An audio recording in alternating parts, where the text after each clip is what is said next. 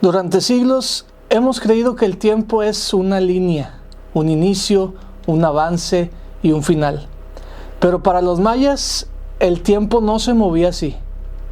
Ellos no lo veían como algo que se pierde, ni como algo que se agota, ni como algo que corre en una sola dirección. Para los mayas el tiempo regresaba. Y no como una idea filosófica, sino como algo real, observable, algo que podía medirse, predecirse y hasta cierto punto respetarse o temerse. Lo que sabían sobre el tiempo no estaba escrito para explicarlo, sino para vivir dentro de él. Y eso lo cambia todo. Para entenderlo, primero hay que soltar una idea moderna, que el tiempo sirve para organizar la vida. Para los mayas era al revés. La vida tenía que acomodarse al tiempo.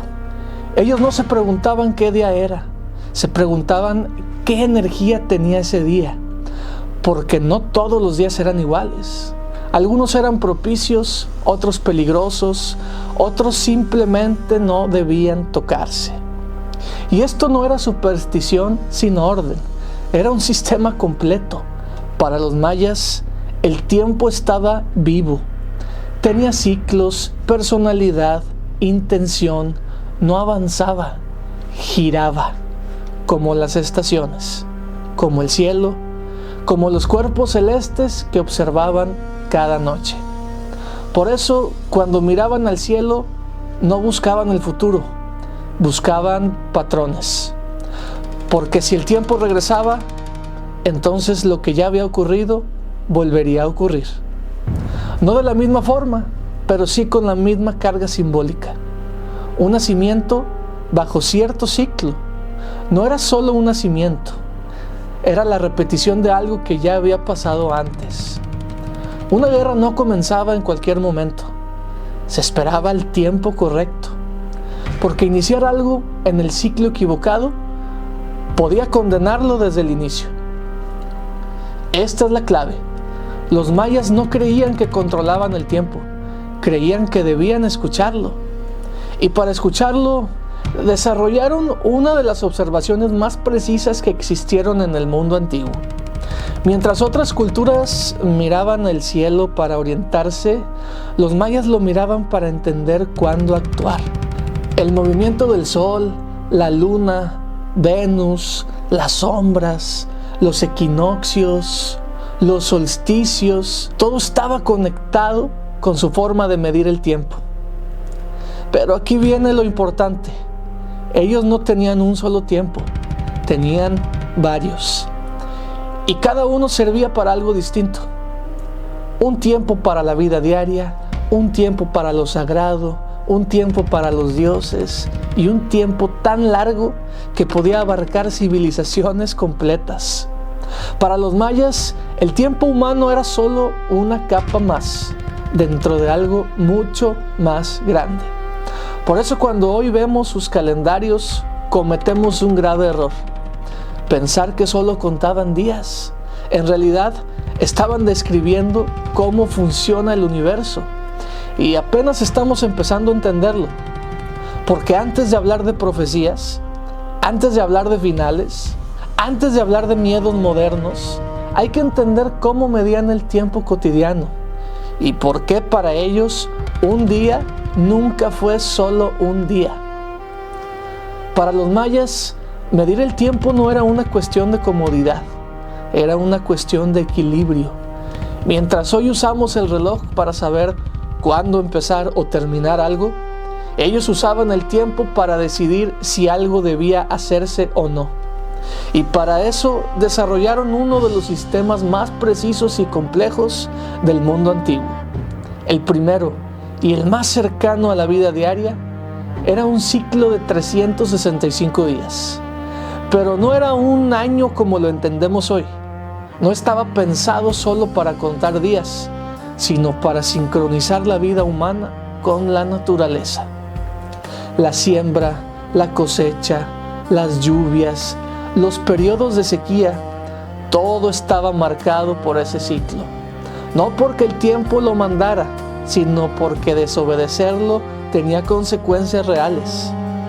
Si sembrabas en el momento incorrecto, la tierra no respondía. Si viajabas en el ciclo equivocado, el camino se volvía peligroso. Si iniciabas algo importante fuera de tiempo, se creía que nacía débil desde el principio. Pero este era solo el nivel superficial, porque al mismo tiempo los mayas seguían otro conteo, mucho más corto, mucho más intenso y profundamente espiritual. Un ciclo de 260 días. Este no servía para la agricultura, servía para las personas. Cada día dentro de ese ciclo tenía un significado propio, una energía específica, un carácter. No todos los días eran buenos para nacer, no todos los días eran buenos para gobernar, y no todos los días eran buenos para decidir. Para los mayas, una persona no era solo quien era, sino el día en que había llegado al mundo. Ese día marcaba tendencias, fortalezas, debilidades y el tipo de camino que le esperaba. Por eso cuando alguien nacía, no se preguntaba simplemente la fecha, se interpretaba el tiempo. El tiempo era una especie de mapa invisible que acompañaba a cada persona durante su vida. Y aquí ocurre algo muy importante. Estos dos ciclos no funcionaban separados, giraban juntos, como dos engranes que avanzan a distinta velocidad, pero que se encuentran una y otra vez. Cada cierto número de días, ambos ciclos coincidían exactamente. Ese momento no era casual. Era visto como un punto de reinicio, un instante en el que el tiempo volvía a empezar. Cuando esto ocurría, se realizaban ceremonias, rituales de cierre y actos simbólicos para asegurar que el nuevo ciclo no naciera desequilibrado. Para los mayas, el mayor peligro no era que el tiempo terminara, era que se desordenara, que los ciclos dejaran de coincidir, que los rituales no se cumplieran, que la relación entre humanos, naturaleza y dioses se rompiera. Por eso el tiempo debía cuidarse. Y aquí es donde su conocimiento se vuelve inquietante, porque los mayas no improvisaban estos ciclos, no eran aproximaciones, no eran suposiciones, eran cálculos. Observaban el movimiento del sol con tal precisión que podían anticipar cambios de estación con exactitud. Seguían a Venus durante años, anotaban cada aparición y desaparición, sabían cuándo el cielo anunciaba transformación mucho antes de que fuera visible en la tierra. Para ellos, el tiempo no se inventaba, se descubría. Y cuanto más observaban, más entendían que el tiempo humano era pequeño, que una vida era apenas un instante dentro de ciclos mucho más grandes. Por eso, aunque estos calendarios organizaban la vida cotidiana, los mayas sabían que no explicaban todo. Había algo más profundo, algo que no se medía en años ni en generaciones.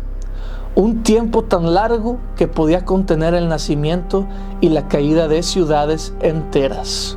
Un tiempo que no servía para vivir el día a día, sino para entender el destino de la civilización misma. Y es ahí donde su conocimiento del tiempo deja de ser práctico y se vuelve verdaderamente desconcertante. Porque cuando los mayas comenzaron a medir ese otro tiempo, ya no estaban contando días, estaban contando eras. Cuando los mayas comenzaron a observar el tiempo a gran escala, entendieron algo que pocas civilizaciones se atreven a asumir: que la vida humana no era la medida del mundo. Para ellos, los ciclos cotidianos no bastaban para explicar lo que ocurría a lo largo de siglos. Necesitaban un conteo que no estuviera ligado a una cosecha, a una generación o a un gobernante, sino a algo mucho más grande. Así nació la idea de un tiempo extendido, un tiempo que podía registrar la historia completa de una civilización sin perderse de los detalles del día a día. Este conteo no estaba pensado para vivirlo, sino para comprenderlo. Para los mayas, el tiempo largo no servía para decidir cuándo sembrar o cuándo viajar. Servía para responder una pregunta mucho más inquietante. ¿En qué punto del universo estamos parados? Este mismo permitía registrar el paso de los días de forma continua, sin reiniciarse cada año o cada ciclo ritual. Era una forma de dejar constancia de que el tiempo no se repetía exactamente igual, sino que avanzaba dentro de patrones mucho más amplios. Gracias a esto, los mayas podían situar eventos históricos dentro de una secuencia enorme, como si cada acontecimiento quedara marcado dentro de una corriente que no se detenía. Pero lo verdaderamente impactante no es que llevaran ese conteo, sino lo que implicaba. Medir el tiempo de esa forma significaba aceptar que todo, incluso las ciudades más grandes, tenían un inicio, un desarrollo y un cierre. Para los mayas, ninguna civilización era eterna. Todo formaba parte de un ciclo mayor. El auge, la estabilidad y la caída no eran fracasos, eran fases naturales. Esta forma de pensar el tiempo explicaba por qué no veían el colapso como un castigo, sino como una transformación. Cuando una ciudad se abandonaba, no se entendía como una derrota. En muchos casos, era simplemente el final de un momento dentro del gran ciclo. El tiempo largo también permitía conocer el presente con el pasado más remoto. Un gobernante no solo heredaba un trono, heredaba un punto específico dentro del tiempo. Su poder no se medía únicamente por lo que hacía, sino por cuándo lo hacía. Gobernar en cierto momento podía significar equilibrio, hacerlo en otro, conflicto. Por eso, registrar fechas no era un acto administrativo, era un acto simbólico. Cada inscripción, cada estela, no decía solo esto ocurrió aquí, decía esto ocurrió en este punto exacto del tiempo. Para los mayas, el tiempo no era un fondo neutro donde sucedían las cosas. Era un actor más, influía, condicionaba y daba sentido. Y mientras más se alejaban del tiempo humano, más claro tenían que existían ciclos tan grandes que escapaban a la experiencia directa. Ciclos que nadie podía vivir completos, pero que aún así debían ser comprendidos. Ese conocimiento no estaba destinado a todos. Solo unos pocos, entrenados durante años, eran capaces de leer el tiempo profundo y entender lo que significaba.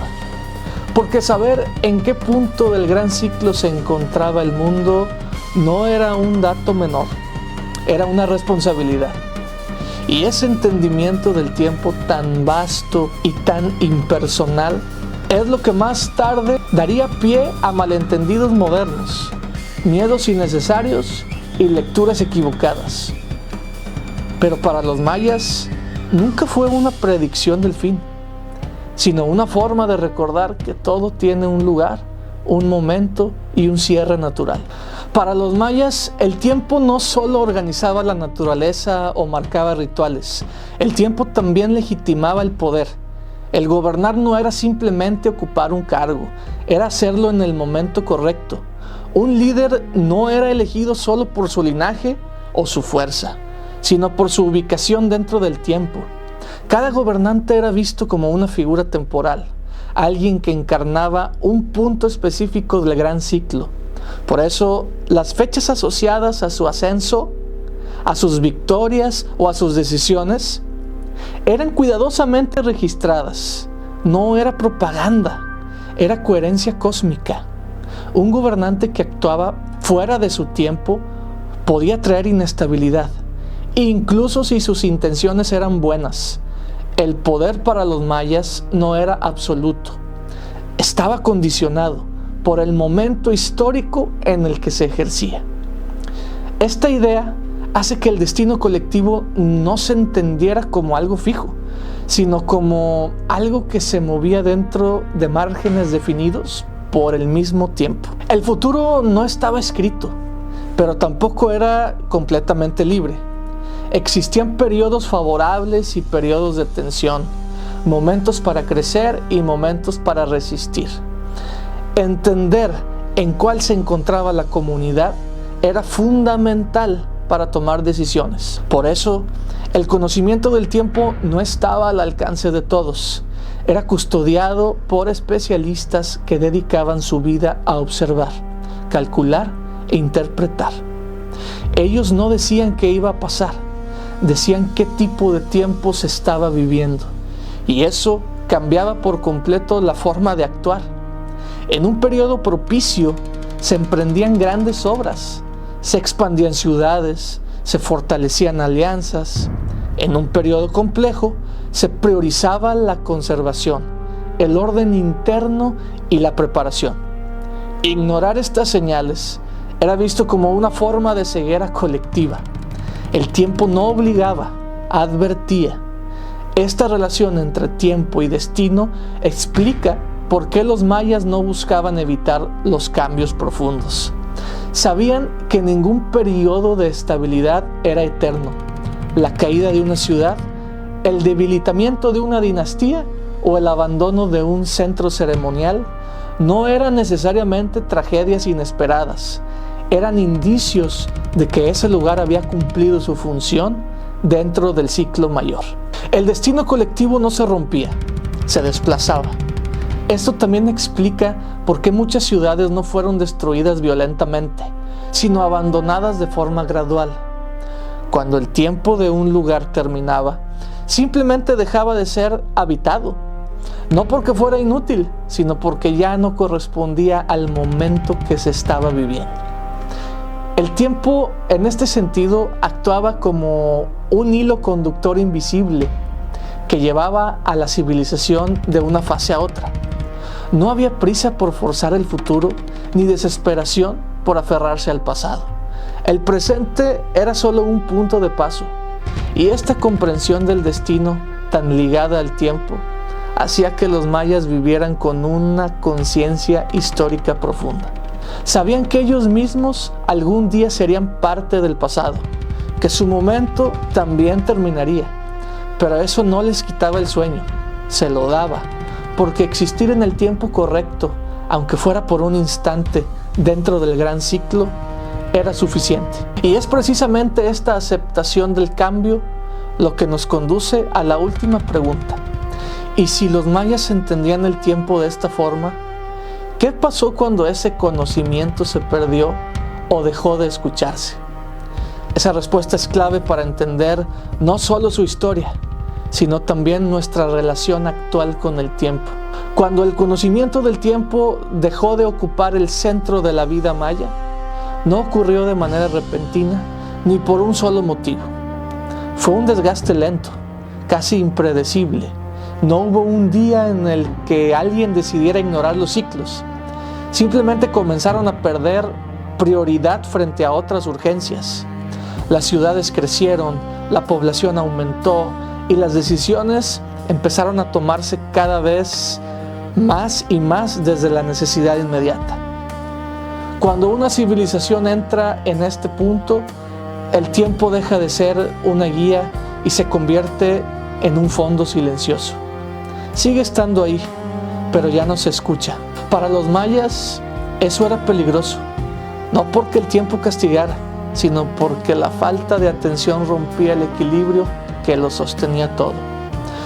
Las señales siempre estuvieron presentes: cambios en las lluvias, tensiones entre ciudades, conflictos internos, abandono progresivo de ciertos centros.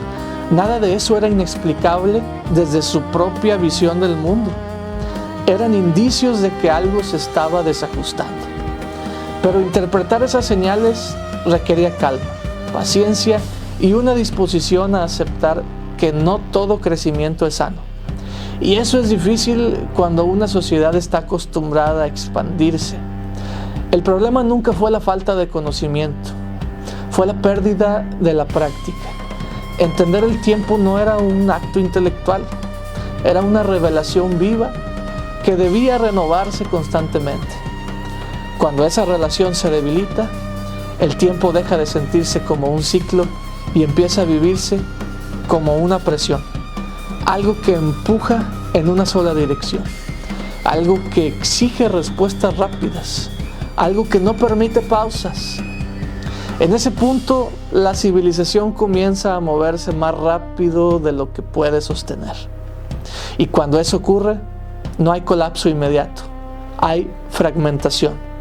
Ciudades que se vacían, redes que se rompen, saberes que se dispersan, no porque ya no sirvan, sino porque ya no encajan en el ritmo que se está viviendo.